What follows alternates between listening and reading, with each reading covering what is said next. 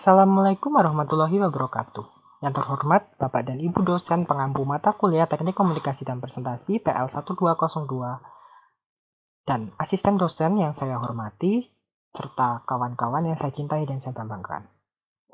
Pada kesempatan kali ini izinkan saya Ananda Rizky Satria NIM 1992006 untuk mempresentasikan hasil tugas besar saya yang berjudul Kawasan Budidaya Permukiman Penduduk di Kabupaten Purworejo.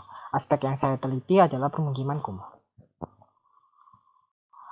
Outline presentasi yang akan saya jelaskan, yang pertama ada deskripsi lokasi, yang kedua ada analisis, yang ketiga ada potensi, yang keempat adalah solusi. Kita langsung masuk ke bagian pertama, yaitu deskripsi lokasi. Pada tugas besar kali ini, saya melakukan observasi di sekitar tempat tinggal saya, yaitu di Kabupaten Purworejo, Jawa Tengah. Tepatnya, lokasi pengamatan terletak di beberapa kelurahan di Kecamatan Purworejo, Kabupaten Purworejo, Jawa Tengah. Lokasi yang diamati berupa kawasan budidaya yang berupa permukiman penduduk. Di sini saya juga sajikan wilayah persebaran permukiman kumuh. Wilayah persebaran permukiman kumuh tersebar di 6 kelurahan yang ada di Kecamatan Purworejo. Di antaranya ada di Kelurahan Keseneng, di Kelurahan Meranti, Kelurahan Baledono, Kelurahan Purworejo, Kelurahan Pangenjuru Tengah, dan Kelurahan Pangenrejo. Selanjutnya adalah analisis. Di sini saya menganalisis beberapa aspek yang dapat mengindikasikan suatu wilayah disebut sebagai pemukiman kumuh. Yang pertama adalah kondisi kemiskinan. Kawasan pemukiman kumuh umumnya dihubung-hubungkan dengan tingkat kemiskinan dan pengangguran yang tinggi. Di sini saya sajikan tabel presentasi kemiskinan, jumlah penduduk miskin, garis kemiskinan dari tahun 2017 hingga tahun 2019 Kabupaten Purworejo, Jawa Tengah.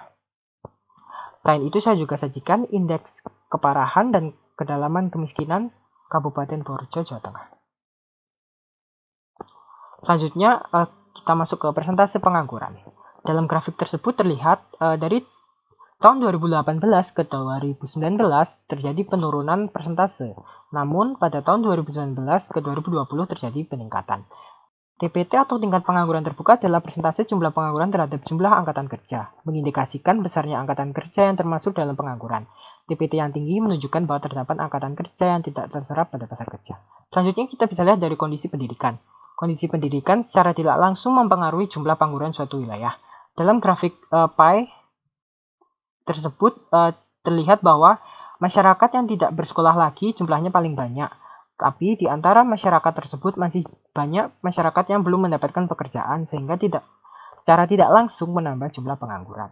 Di bawahnya terdapat tabel yang menjelaskan data pada grafik tersebut. Selanjutnya kita masuk ke permasalahan kawasan. Ada 3 permasalahan yang saya temukan. Yang pertama, permukiman padat. Pola pemukiman penduduk di Kelurahan Baledono terlalu padat, menyebabkan berbagai masalah, di antaranya akses jalan yang terlalu sempit dan lingkungan yang kumuh. Yang kedua, proses pengelolaan sampah yang buruk. Tempat pembuangan sampah yang terlalu dekat dengan pemukiman penduduk menimbulkan berbagai masalah, di antaranya menimbulkan bau yang tidak sedap dan sarana timbulnya serang penyakit. Yang ketiga adalah kriminalitas.